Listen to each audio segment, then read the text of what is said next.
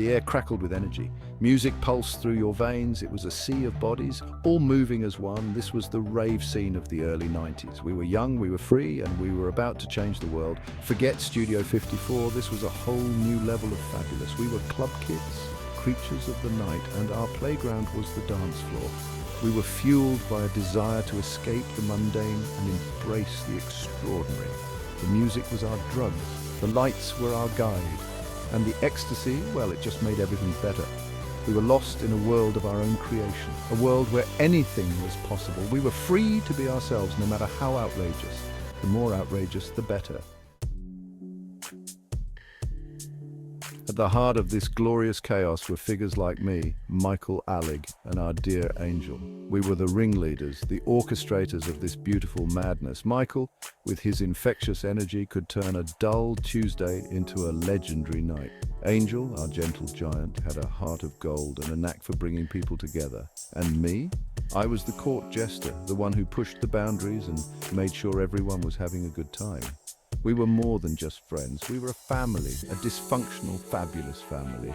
We lived for the night, for the music, for the feeling of belonging. We created our own world with its own rules and its own language, a world where the mundane was banished and the extraordinary was celebrated. Our parties were legendary.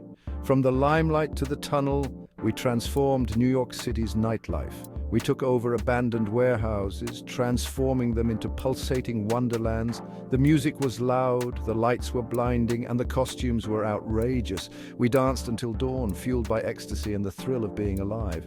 One night I remember we threw a party called Disco Bloodbath, the theme, prom night gone wrong. People came dressed in ripped prom dresses and blood-soaked tuxedos. It was a night of pure, unadulterated chaos. The police raided us, of course, they always did, but we didn't care.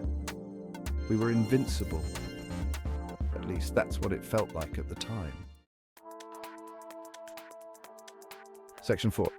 The soundtrack to freedom music and mood enhancement. The music was the lifeblood of our movement. House music, techno, trance, it was all about losing yourself in the beat. DJs like Frankie Knuckles and Danny Tenaglia were our gods. They spun tracks that transported us to another dimension, a dimension where the worries of the world melted away and all that mattered was the music. And then there was ecstasy, the love drug.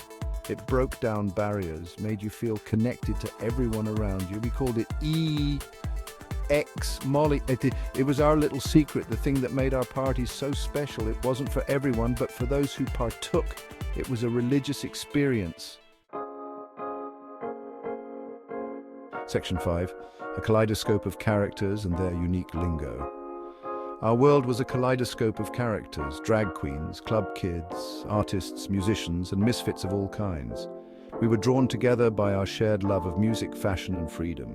We created our own language, a mix of slang and inside jokes. Fierce, fabulous, serving face, these were more than just words to us. They were a way of life. We expressed ourselves through our clothes. The more outrageous, the better. Platform shoes, neon colors, glitter and feathers.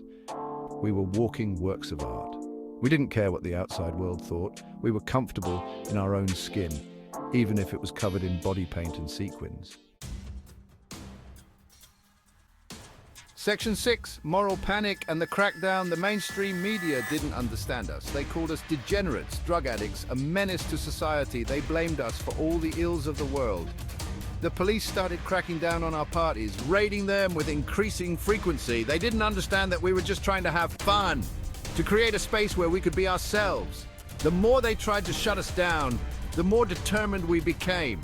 We were fighting for our right to party, for our right to be different, but the pressure was mounting.